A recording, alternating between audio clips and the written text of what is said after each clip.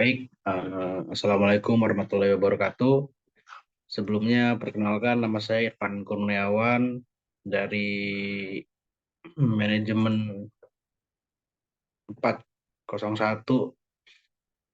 Universitas Cyber Asia. Baik, di sini saya akan menyampaikan sedikit hasil UAS untuk mata kuliah Manajemen Sumber Daya Manusia 2. Baik, langsung saja ke materi. Yaitu kita latar belakang di mana kondisi keselamatan dan kesehatan kerja atau K3 perusahaan di Indonesia secara umum diperkirakan termasuk rendah. Padahal tenaga kerja adalah faktor penting bagi keberlanjutan perusahaan karena perusahaan tidak mungkin bisa lepas dari yang namanya tenaga kerja. Lalu ada maksud dan tujuannya yaitu yang pertama menganalisa pentingnya pemeliharaan karyawan dan pemberian kesejahteraan bagi karyawan dalam mencapai tujuan perusahaan. Lalu yang kedua mengetahui manfaat K3 bagi karyawan. Lalu yang ketiga ada mengidentifikasi jenis-jenis gangguan yang dapat terjadi terhadap keselamatan dan kesehatan kerja. Lalu ada yang keempat, menganalisa implementasi MSDM di era 4.0. Kita masuk yang ke pertama itu manfaat K3 bagi karyawan.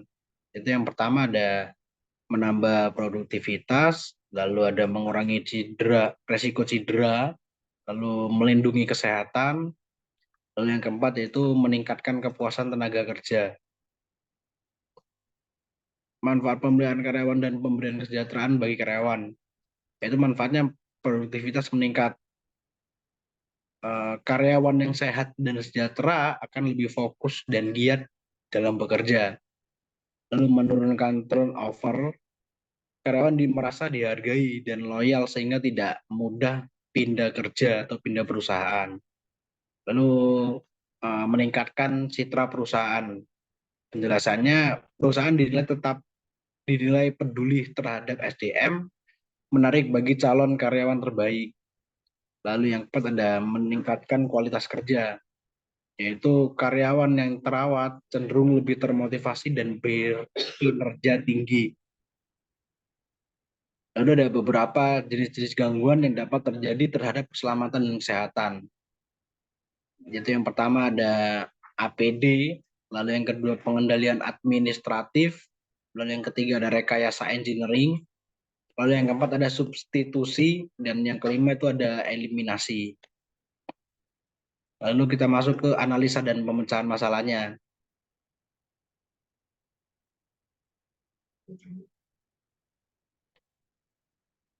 Yang pertama ada lokasi temuan, lalu yang kedua ada temuannya apa, terus manfaatnya apa, dan sarannya bagaimana, kemudian dasar hukumnya itu apa, contohnya temuannya surat izin operasional atau SIO, itu tersedia pada operator forklift atas nama Ali Sadikin. Kemudian manfaatnya dengan memiliki surat izin operasional, si operator sudah memenuhi SOP yang diatur sesuai Kemenaker RI. Sarannya yaitu dipertahankan. Lalu dasar hukumnya tuh ada di Permenaker nomor 8 tahun 2020. Bunyi pasalnya yaitu pasal 140 pemasangan dan atau perakitan, pemakaian atau pengoperasian, pemeliharaan dan perawatan, perbaikan, perubahan atau modifikasi serta pemeriksaan dan pengujian harus dilakukan oleh personel yang mempunyai kompetensi dan kewenangan di bidang K3 pesawat angkat dan pesawat angkut. Lalu ada contoh yang kedua yaitu terdapat pelindung benda berputar pada mesin kompresor dan sudah memiliki keterangan nama alat. Itu manfaatnya mengurangi angka kecelakaan pada kerja mesin berputar dan mengurangi bahaya terjepit. Syaratnya ya dipertahankan. Dasar hukumnya itu ada di Permenaker nomor 38 tahun 2016. Itu di pasalnya pesawat tenaga dan produksi harus dilengkapi alat pengaman. Pasal 8 ayat 2 itu semua bagian yang bergerak dan berbahaya dari pesawat tenaga dan produksi harus dilengkapi dengan alat perlindungan. Lalu berikutnya ada eh, pada boiler pemanas air sudah dilengkapi tombol dengan fungsinya masing-masing, yaitu manfaatnya memberikan tanda atau informasi kepada seluruh pekerja agar proses evakuasi segera dilakukan. Itu syaratnya dipertahankan, lalu kemudian dasar hukumnya itu di Permenaker nomor 38 tahun 2016. Yang bunyi pasalnya yaitu pesawat tenaga dan produksi harus dilengkapi dengan tombol penggerak dan penghenti.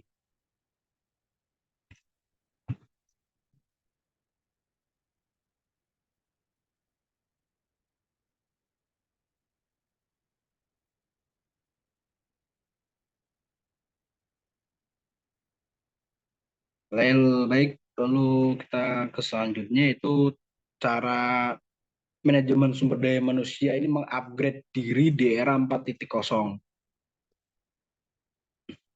Itu ada dua, digitalisasi proses manajemen perusahaan dan pelatihan K3 berbasis teknologi. Seperti cara upgrade-nya itu penggunaan software manajemen K3 untuk pemantauan risiko, inspeksi keselamatan, laporan insiden secara real time. Contohnya itu menggunakan aplikasi EHS atau Environment Health and Safety berbasis cloud yang laporannya saat kerja audit dan investigasi.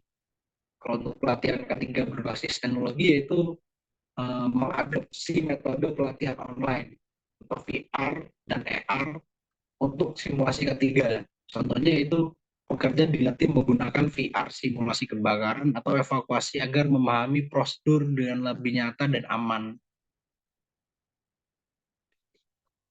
Berikutnya ada big data untuk analisis kecelakaan kerja, yaitu cara upgrade-nya dengan analisis data kecelakaan secara historis untuk mengidentifikasi pola dan penyebab utamanya. Contohnya eh, MSDM bekerja sama dengan tim SHE untuk menyusun prediksi resiko kerja dan pencegahan berbasis data statistik. Lalu ada juga pemanfaatan wearable teknologi, yaitu menggunakan alat wearable seperti helm pintar, lalu ada smart face, ataupun jam tangan yang memantau denyut jantung dan posisi kerja. Contohnya yaitu sistem memberi peringatan saat pekerja mengalami kelelahan ekstrim atau berada di area bahaya.